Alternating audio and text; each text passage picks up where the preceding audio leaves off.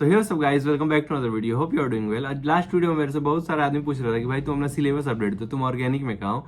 अभी तो सबका ऑर्गेनिक खराब ही चल रहा है। तो इस वीडियो में तुम लोगों को सब चीज बताने वाला हूँ कि मैं किस किस सब्जेक्ट में कहाँ पे हूँ अभी। और भाई फिजिक्स में तो मैं तुमको बताया ही था कि मेरे ऑप्टिक्स के ऊपर हूँ। 8 घंटे का लेक्चर था, वो 8 घंटे का। कल पूरे दिन में मैं उसको निपटा ही दिया।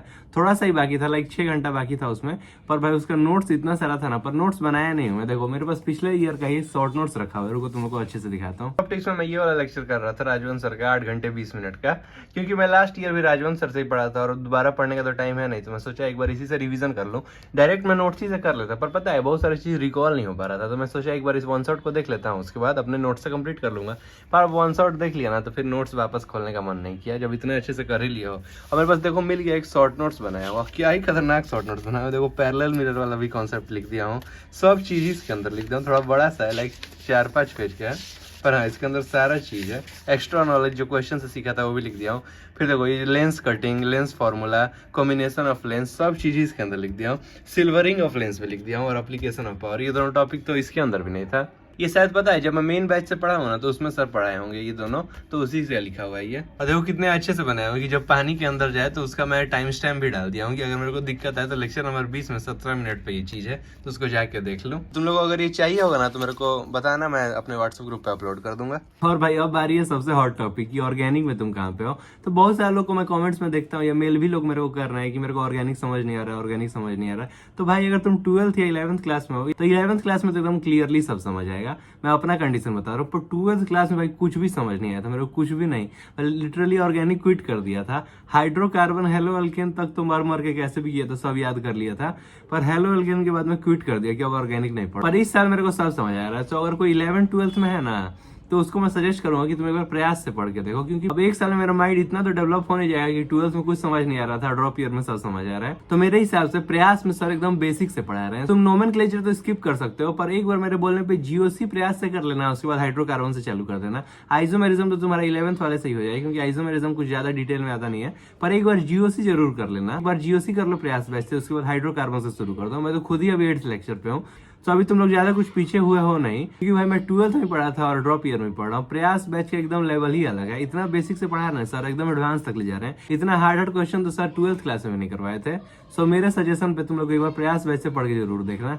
लास्ट ईयर भाई मैं बनाया था एकदम फैंसी नोट्स, पर इस साल तो देखो सिर्फ ब्लू पेन से लिख दे रहा हूँ। ब्लैक पेन का तो यूज भी नहीं कर रहा हूँ, कहीं पे भी कुछ भी लिख दे रहा हूँ। जैसे जैसे सर बताए जा रहे हैं वैसे वैसे ही मैं लिखते जा रहा हूँ। बोलते हैं ना सर कि अभी रुक जाओ, मत लिखना है, जब क्लास के बाद नोट्स दे दूंगा तब लिखना। पर मैं वो नहीं, जैसे जैसे सर रिएक्शन बताते जाते हैं खुद से अटैक करवा के खुद से बनाते चलता हूँ। ये वाला रिएक्शन तो सर नोट्स में दिए भी नहीं थे। ये वाला रिएक्शन सर एक डाउट का आंसर देते हुए बता दिए थे कि देखो अमाइड से साइनाइड ऐसा बनता है। तो बस मैं उन्हीं के साथ साथ बनाते गया, तो मेरे नोट्स में रह गया ये। अब कभी भी रिविजन करूंगा तो मेरे को उससे मतलब नहीं कि किस चैप्टर का है कहाँ का है, बस इसमें भी सेम कॉन्सेप्ट लग रहा था।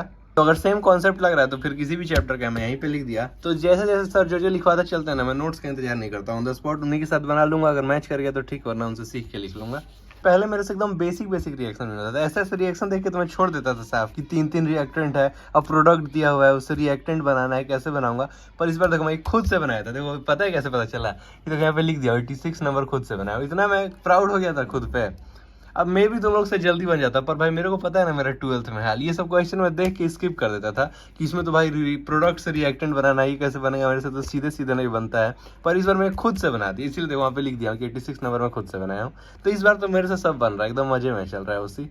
जैसे फॉर एग्जांपल एक और रिएक्शन था ACYLOIN, जो भी इसको बोलते हैं। पर देखो उसको मैं पहले खुद से अटेम्प्ट किया था, तो मैं OCH3 को यहीं रहने दिया था, क्योंकि मेरे को नहीं पता था कि वो लिविंग ग्रुप है तो उसको निकाल सकते हैं। तो एक बार खुद से अटेम्प्ट किया पॉज करके, उसके बाद यहाँ पे लिख दिया सर का।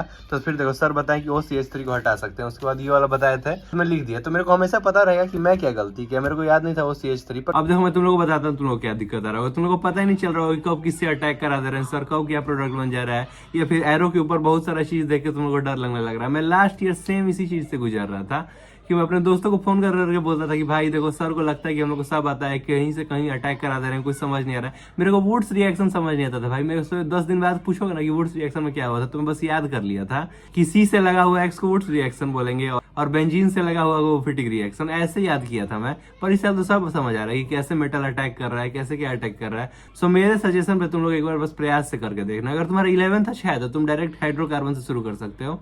पर हाँ प्रयास से करना, क्योंकि 12th में मेरे को नहीं पता, मेरे टाइम तो अच्छा नहीं पढ़ाए थे उतना, वो थोड़ा ऊपर से पढ़ाते थे, उनको लगता था कि हम लोग को पहले से पता है, पर इस बार प्रयास में एकदम बेसिक से पढ़ा रहे हैं सब चीज। और भाई मैथ्स में तो अभी तक मैं डिटर्मिनेंट मैट्रिक्स पे ही हूँ, मेरे को इसको कंप्लीट करना है पर टाइम ही नहीं मिल पा रहा है, सब टाइम पास हो जा रहा है। पर हाँ मेरा टारगेट है कि मैथ्स में इस वीक ये दोनों चैप्टर खत्म हो जाए ताकि मैं नेक्स्ट चैप्टर पे मूव ऑन कर पाऊँ। तो मेरा टारगेट तो है कि मैं ये सबका चैप्टर कंप्लीट कर दूं इसी महीने, तो इसमें से तो मोस्टली अभी बचा ही हुआ है, पर देखते हैं क्या होता है। तो इस वीक मैं डिटर्मिनेंट मैट्रिक्स कंप्लीट करके फंक्शन या ITF के ऊपर मूव ऑन कर जाऊंगा ताकि मेरा जल्दी जल्दी सब खत्म हो। और यहाँ सर्कल में भी बस लास्ट एक लेक्चर बाकी है, और हाइपरबोला, पैराबोला, इलिप्स, ये तीनों तो मैं अपने वन शॉट से ही कर दूंगा। आई थिंक इस महीने मेरा सब खत्म हो ही जाएगा। So that's all for this video guys. See you in the next vlog.